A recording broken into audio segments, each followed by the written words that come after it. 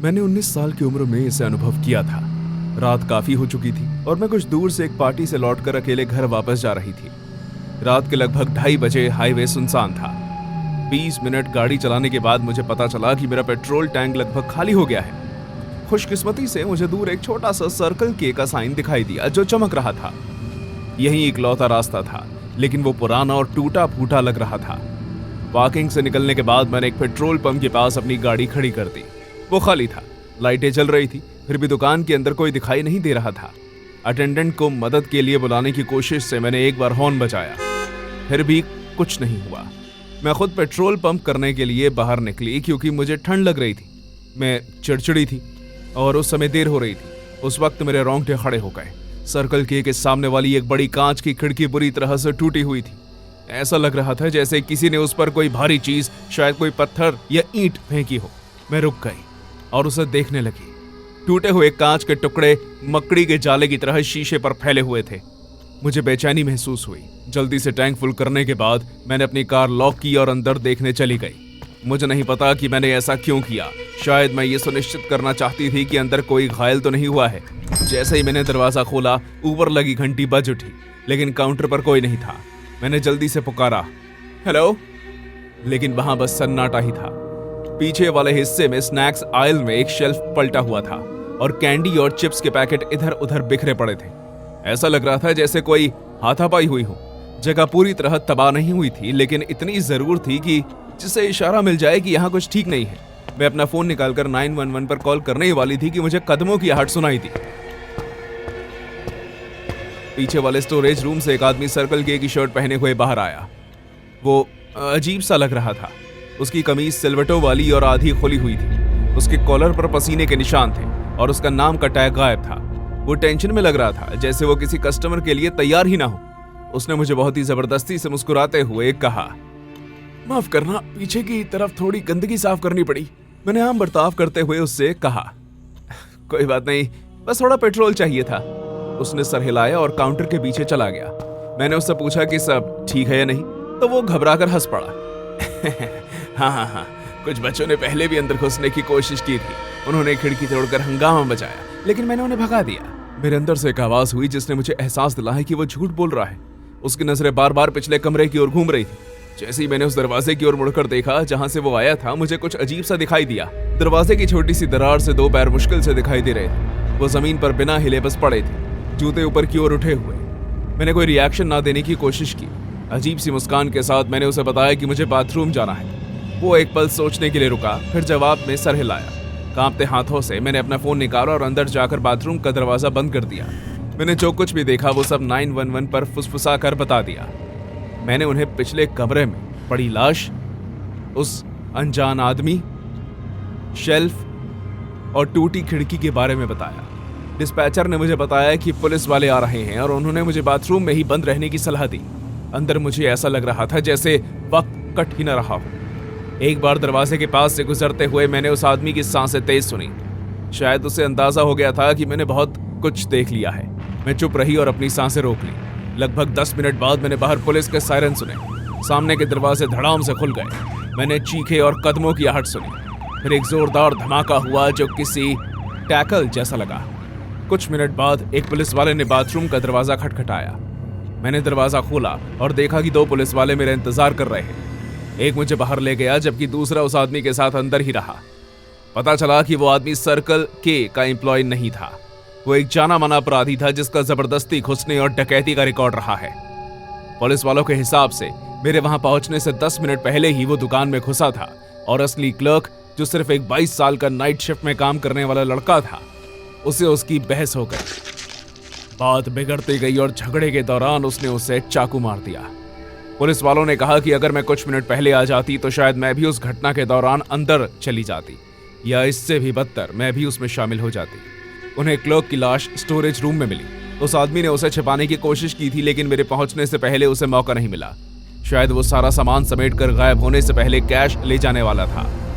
आज भी मैं ये सोचने से खुद को नहीं रोक पाती कि मरने के कितने करीब पहुंच गई थी मैं आज भी कभी कभी उसी हाईवे पर गाड़ी चलाती हूँ, लेकिन चाहे कुछ भी हो जाए मैं निकलने से पहले पेट्रोल जरूर भरा लेती हूँ। और उसके बाद से मैं उस सर्कल के पर फिर कभी नहीं रुकी।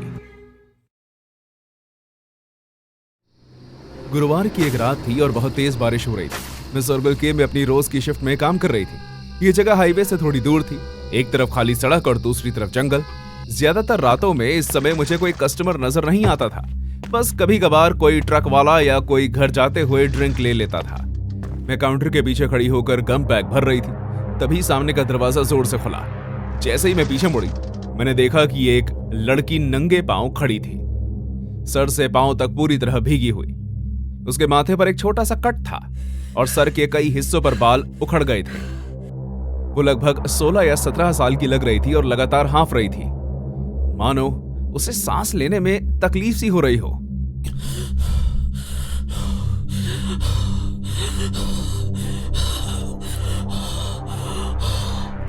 हे, तुम ठीक तो हो ना? पहले तो उसने कोई जवाब नहीं दिया। वो बस वहीं खड़ी रही, कांपती हुई मुझे घूरती रही। मैं पास गई और फिर से धीरे से पूछा, बहुत ही धीमी आवाज में, प्लीज मेरी मदद करो, मैं वापस नहीं जाना चाहती। उसके शब्द पहेलियों जैसे लग रहे थे। मैंने उसे एक टॉवल दिया और पूछा, वापस कहां नहीं जाना चाहती? क्या किसी ने तुम्हें चोट पहुंचाई? बस तुम पुलिस को बुलाओ अभी। मैंने 911 पर कॉल किया। उसे देखकर यह साफ जाहिर हो रहा था कि उसके साथ कुछ भयानक हुआ है। 911 ऑपरेटर से फोन पर बात करते हुए मैं उस लड़की को देखती रही। पता नहीं क्यों, लेकिन उसका चेहरा जाना पहचाना सा लग रहा था कि मैंने उसे देखा हुआ हो। पुलिस आ रही है अभी। इंतजार करते हुए मैंने उससे बात करने की कोशिश की। मैंने उसका नाम पूछा तो उसने कोई जवाब नहीं दिया। आखिरकार जब मैंने पूछा कि वो जंगल में कैसे पहुंची तो उसने जवाब दिया, ये वही था, मेरा मास्टर, लेकिन अब मुझे उससे डर लग रहा है। शब्द सुनते ही मुझे घबराहट का एहसास होने लगा। मास्टर? क्या? मास्टर कौन है? जब उसने मेरी तरफ देखा तो उसकी आंखें बड़ी हो गई, जैसे वो पूरी तरह से मौजूद ही ना हो। वो मुझे जंगल में एक केबिन में रखता है। कभी कभी वो मुझे अपने मुंह से खाना खिलाता है। वो कहता है मैं उसकी सेवा करने के लिए आई हूँ। मैं वहां बैठकर सुन रही थी और मेरा दिल तेजी से धड़क रहा था। वो लगातार बता रही थी कि जब वो कोई गलती करती थी तो वो उसे कैसे सजा देता था।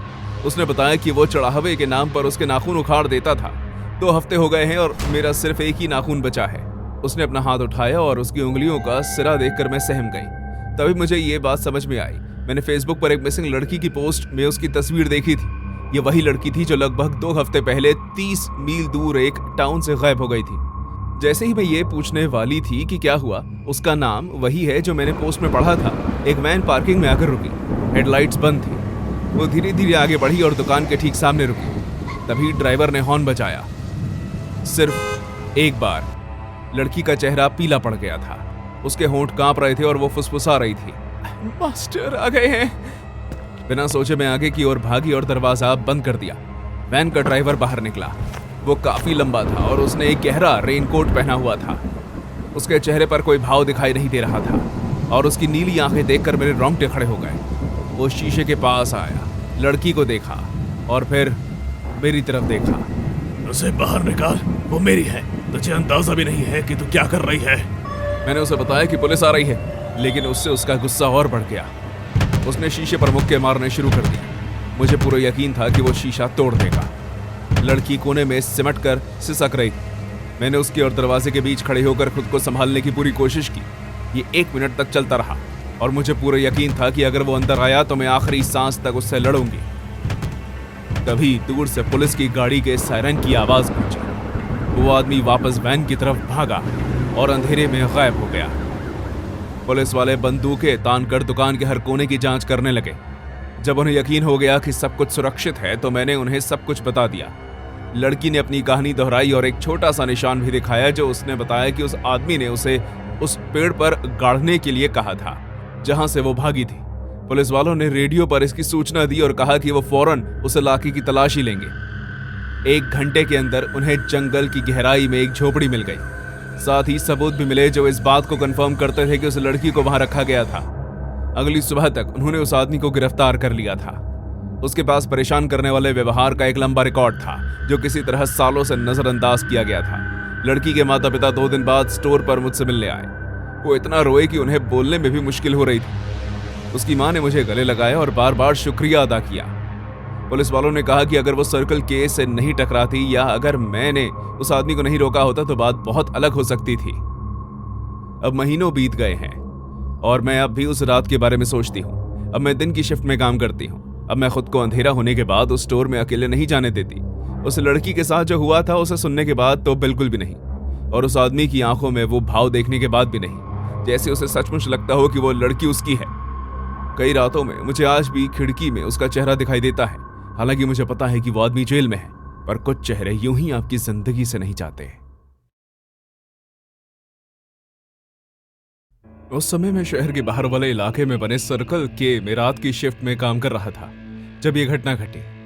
ज्यादातर रातें शांत होती थी, बस कुछ ट्रक वाले, देर रात नाश्ता करने वाले या कभी कभी कोई अजीब कस्टमर ही आते थे, और मैं वहां अकेला काम करता था। लेकिन वो रात अलग थी। रात के लगभग 1:15 बजे थे।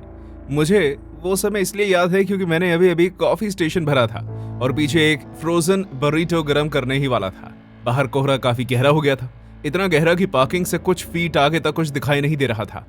आने जाने का इकलौता रास्ता धुंध में मुश्किल से दिखाई दे रहा था और हम चारों ओर से जंगल से घिरे हुए थे। मैं सोडा पी रहा था कि मैंने एक आदमी को कोहरे से बाहर आते देखा।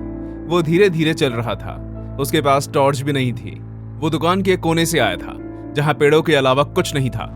उसने एक पतली जैकेट पहनी हुई थी जो ठंडी नम हवा के लिए काफी गर्म नहीं लग रही थी। मुझे सबसे ज्यादा उसका चेहरा परेशान कर रहा था। उसकी एक चौड़ी अजीब सी मुस्कान थी जो कभी उसके चेहरे से नहीं हटी। वो लगभग 40 साल का लग रहा था और उसके सर पर हल्का गंजापन था। फ्लोरोसेंट लाइटों में उसकी गोरी त्वचा फीकी लग रही थी, लगभग किसी लाश जैसी। बिना किसी हिचकिचाहट के उसने दरवाजा खोला और अंदर कदम रखा। जैसे ही ऑटोमेटिक दरवाजे खुले, नम ठंडी हवा का एक झोंका अंदर आया। वो कुछ सेकंड के लिए चुप रहा, अजीब तरह से दुकान को देखता रहा। मैंने हमेशा की तरह उसका भी स्वागत किया। अगर आपको कुछ चाहिए तो बताइएगा। उसने बिना एक शब्द कहे मुझे पूरी तरह से नजरअंदाज किया और बिना कुछ उठाए आइल में चलने लगा। लेकिन वो सिक्योरिटी मिरर पर रुकता रहा। वो शीशे जो हमारी छत के कोने में लगे होते हैं, वो एक के नीचे खड़ा होकर बस उसे घूरता रहा। शुरू में मुझे शक हुआ कि वो शायद नशे में है या किसी मानसिक परेशानी से जूझ रहा है।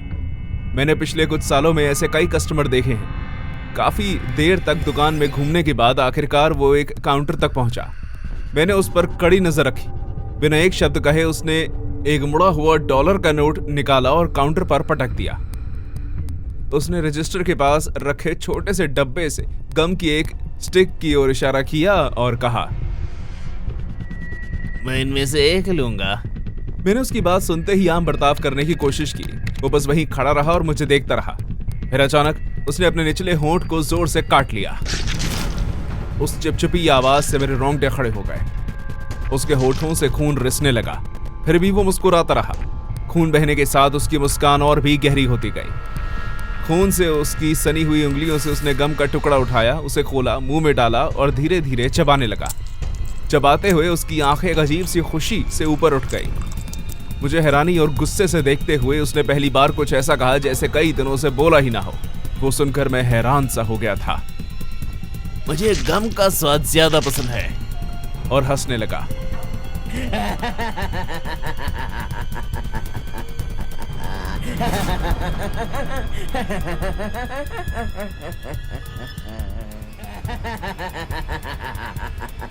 बिना एक भी शब्द कहे वो मुड़ा और चला गया। मैंने उसे कोहरे में गायब होते देखा। ऐसा लगा जैसे बस यहीं सब खत्म हो गया हो। मैं गलत था। लगभग 15 मिनट बाद वो आदमी वापस आ गया और वो खिड़की के बाहर खड़ा मुझे घूर रहा था। उसकी मुस्कान वैसी ही थी, उसके चेहरे के भाव नहीं बदले थे। उसने दरवाजा नहीं खटखटाया, वो हिला तक नहीं। वो बस वहीं खड़ा रहा, मुझे देखता रहा।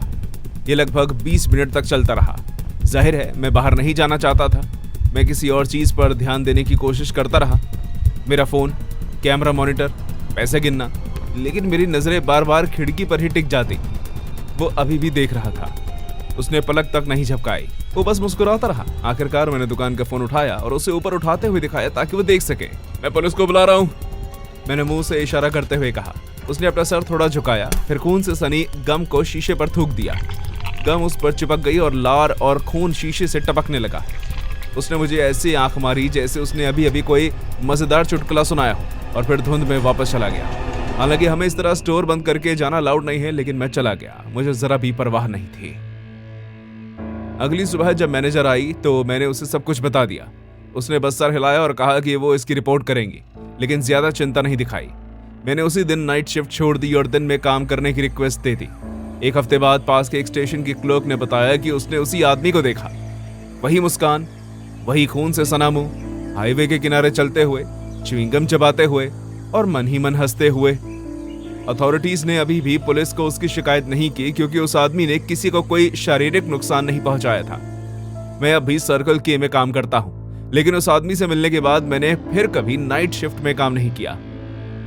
उस आदमी में जरूर कुछ गड़बड़ है जिसे ठंड का एहसास नहीं होता, जो कोहरे में नंगे पांव चलता है, जो अपने खून का स्वाद चखकर ऐसे हंसता है जैसे सब मजाक हो। कुछ लोग बिल्कुल गलत होते हैं और मुझे उम्मीद है कि मैं उसे फिर कभी नहीं देखने वाला।